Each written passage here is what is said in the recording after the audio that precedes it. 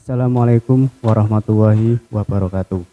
Waalaikumsalam. Hari ini kita masih bisa bersilaturahim dengan seorang santri yang berwirausaha di bidang bambu. Beliau masih nyantri juga, artinya masih mengabdi di pesantrennya. Sekaligus eh, apa masih ngajar juga. Assalamualaikum Mas, Waalaikumsalam warahmatullahi wabarakatuh. sehat? Alhamdulillah sehat. Boleh cerita-cerita dikit Iya, kan silakan. tentang ini usaha jenengan masalah bambu. Oh iya, enggak apa-apa. Sebelumnya jenengan nyantri mulai tahun berapa gitu? Berarti saya mulai mondok ngantri di sini itu sejak 2008 2008 sampai sekarang. sampai sekarang. Sekarang itu apa? Maksudnya ngajar apa masih ngaji Sekarang apa? sudah menjadi pengurus Heeh. dan ikut mengamalkan ilmu dengan mengajar di Mengajar. pondok tersebut. Di Pondok Nurul Atfal Iya, Pemalang. Pemalang.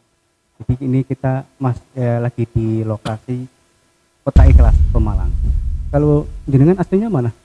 Saya aslinya dari Desa Cangak, Kecamatan Bodeh, Kecamatan Bodeh, Kabupaten Pemalang. Kemudian sekarang posisi di Kecamatan Sekarang saya di Kecamatan Ulu Jami, Ulu Jami, Pemalang. Pemalang. Dekat lingkungan pesantren ya, Iya. Nurul Atfal. Kuliah juga, Tat? Iya, saya kebetulan kuliah di IAIN Pekalongan, Pekalongan jurusan Ekonomi Syariah. Ekonomi Syariah, singkatannya EKOS. Betul ya? Terus jenengan mulai awal buka usaha bambu ini gimana ceritanya, Tat? Dimulai dari pelatihan-pelatihan yang diajarkan di pondok pesantren Nurul Atfal tersebut. Karena dari pondok pesantren itu selain mengajarkan ilmu pendidikan di bidang ilmu agama, pondok pesantren juga mengajarkan tentang kewirausahaan kepada santri-santrinya. Nah, di situ saya diajari tentang kewirausahaan oleh Pak Kiai Agus Sairi waktu itu dalam rangka untuk memasarkan telur-telur bebek waktu itu. Karena hasil dari pelatihan usahanya itu. Iya, pertama bebek saya bagian pemasaran. Marketing ya. Kemudian saya juga disuruh menjaga koperasi pondok. Nah, disitulah muncul ide-ide saya untuk mengembangkan kewirausahaan yang diajarkan di pondok. Nah, pada suatu hari saya disuruh Pak Kiai untuk membeli bambu di daerah sini. Nah, waktu itu saya kaget.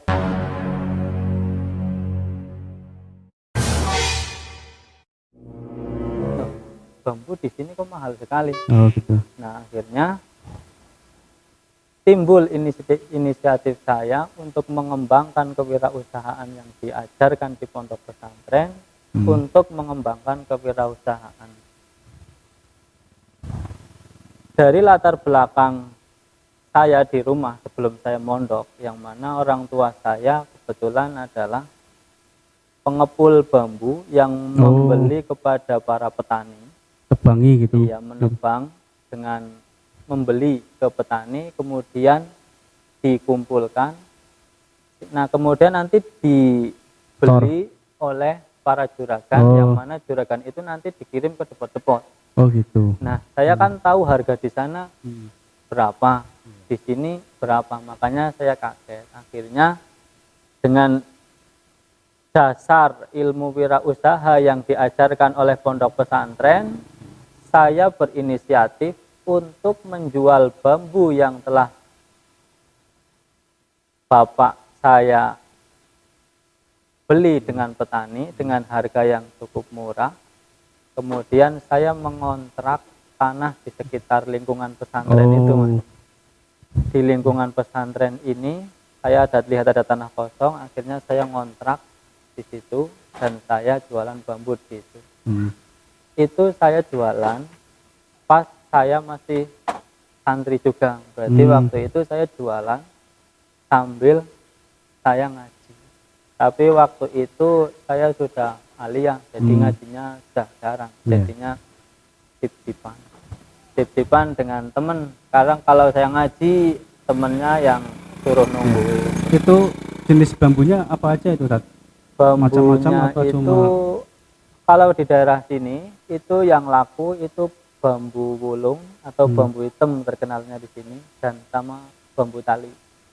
Kalau bambu tali fungsinya untuk cor?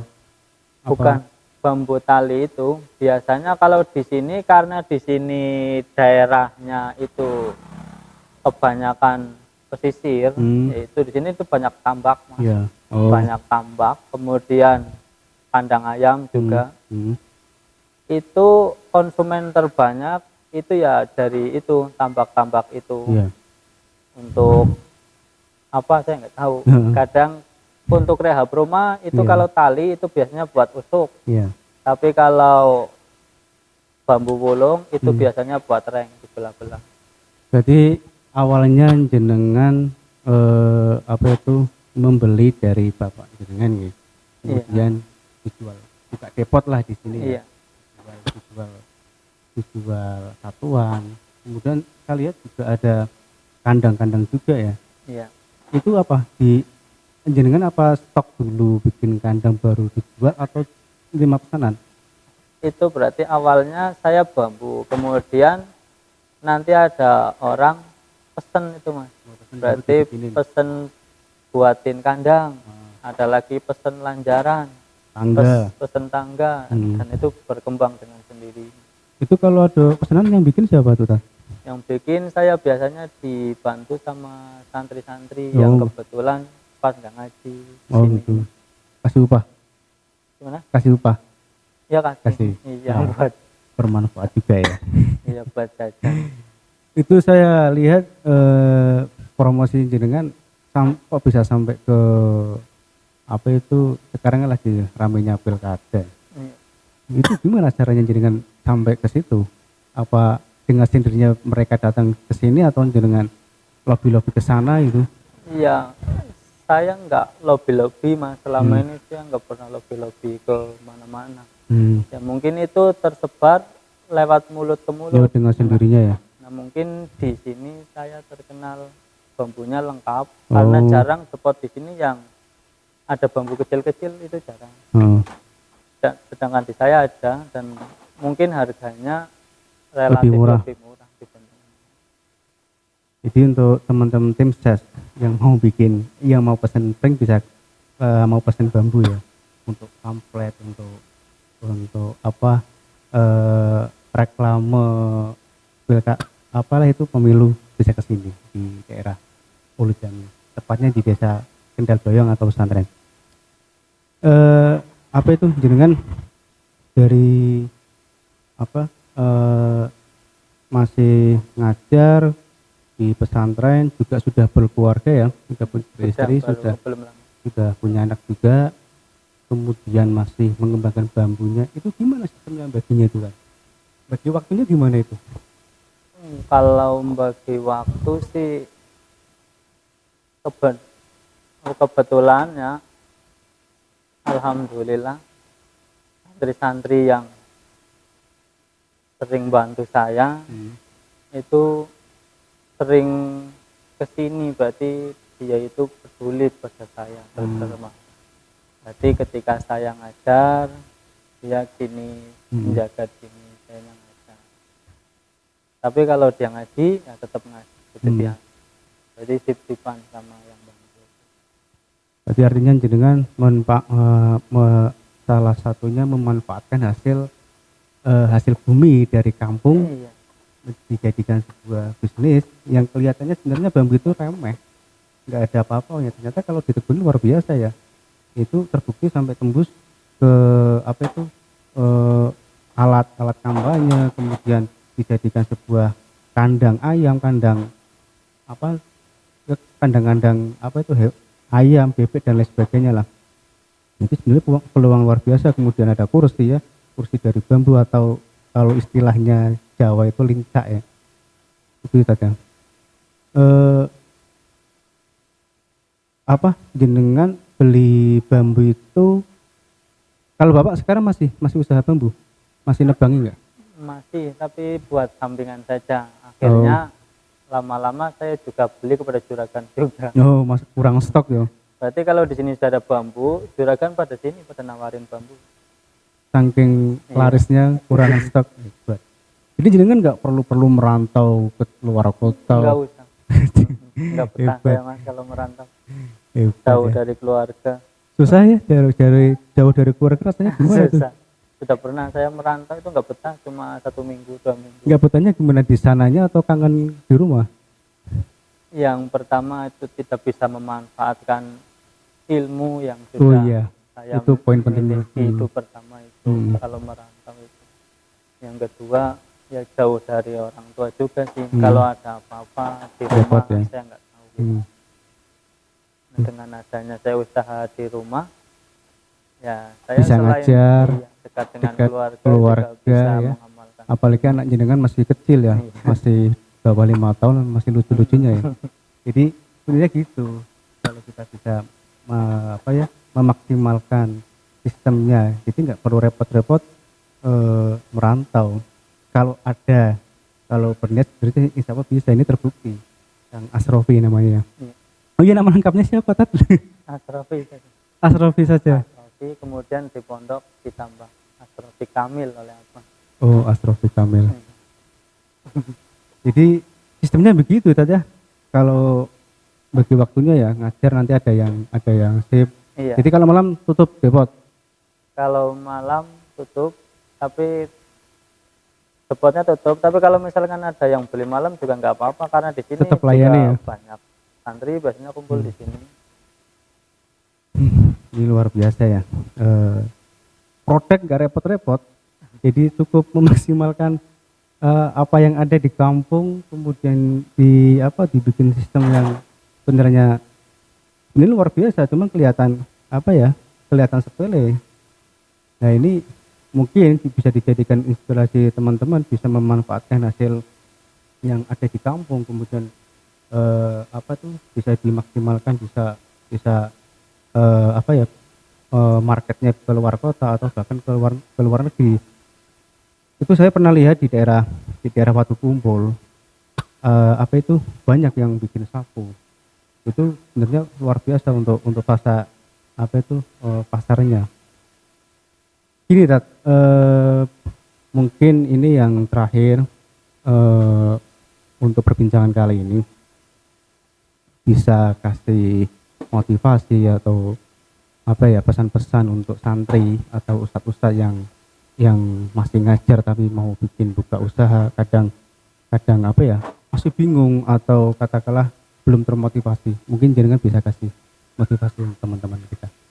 Ya, pesan saya untuk para santri maupun semua yang masih di pondok ya, untuk sepandai-pandainya memanfaatkan peluang bisnis yang ada di sekitarnya. Contohnya ini bambu. Ini bambu kalau di daerah pegunungan itu kurang laku, tapi di daerah pesisir seperti ini itu laku. Begitu juga dengan ikan. Kalau Anda di daerah pegunungan, itu ikan di daerah pesisir itu kurang laku, tapi di daerah pegunungan laku. Dan begitu juga sebaliknya.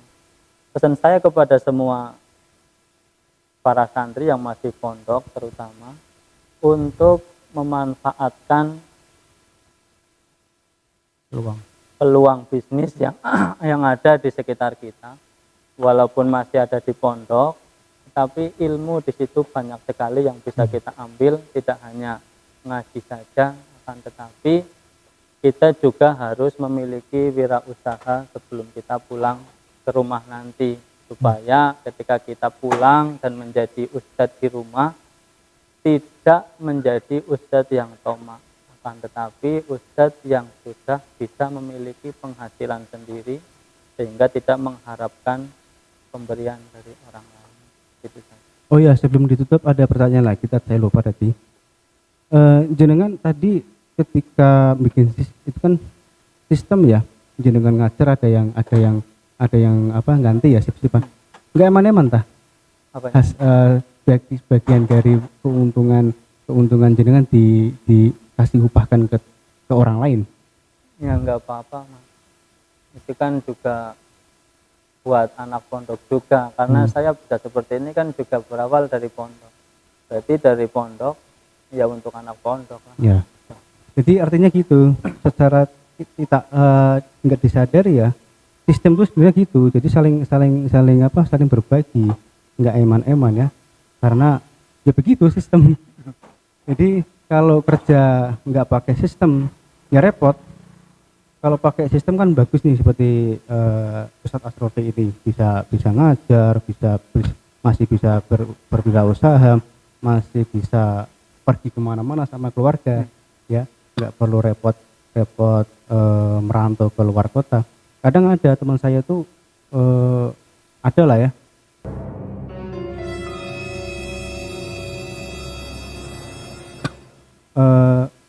yang dia kerjanya jahit.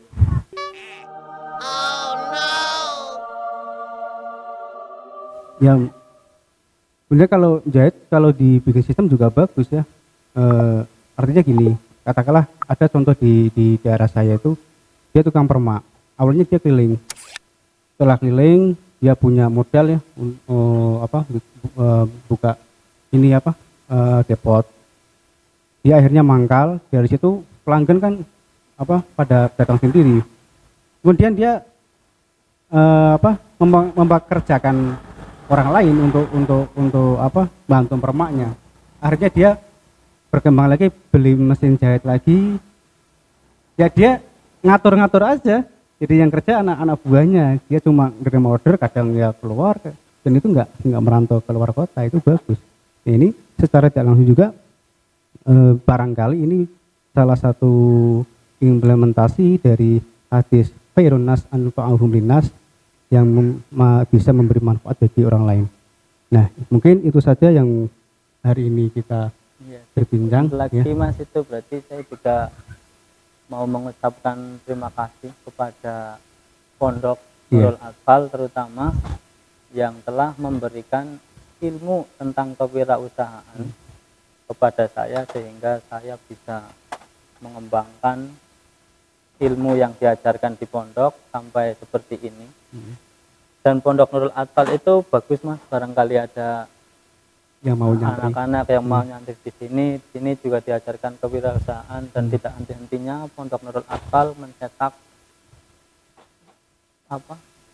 pengusaha-pengusaha yang Ustadz yang menjadi pengusaha di rumah sudah banyak Mas. Berarti itu tepatnya di Desa Pesantren Kecamatan Ulu Jami, Kabupaten Pemalang. Ya, di situ berarti sudah banyak ustadz yang keluar dari sini itu tidak hanya ngajar tapi juga berusaha menjadi pengusaha. Ya, terima kasih perbincangannya Ustadz Asrofi. Semoga bisa bermanfaat dan inspirasi untuk teman-teman. Mungkin itu saja teman-teman, kita bisa ambil hikmahnya dari obrolan kali ini. Bagaimana cara membuat sistem usaha sendiri, bagaimana cara memanfaatkan produk yang ada di sekeliling kampung kita. Kemudian dengan membuat sistem kita bisa berwirausaha, bisa mencukupi mencukupi nafkah untuk keluarga dan tak perlu repot-repot merantau ke luar kota. Untuk itu kita nanti insya Allah masih bersilaturahim lagi, masih berkunjung lagi ke teman-teman yang lain yang barangkali bisa jadikan inspirasi. Maka dari itu kami mohon subscribe biar berkembang juga channel ini dan bisa banyak manfaat. Dari kami akhirul kalam, wassalamualaikum warahmatullahi wabarakatuh.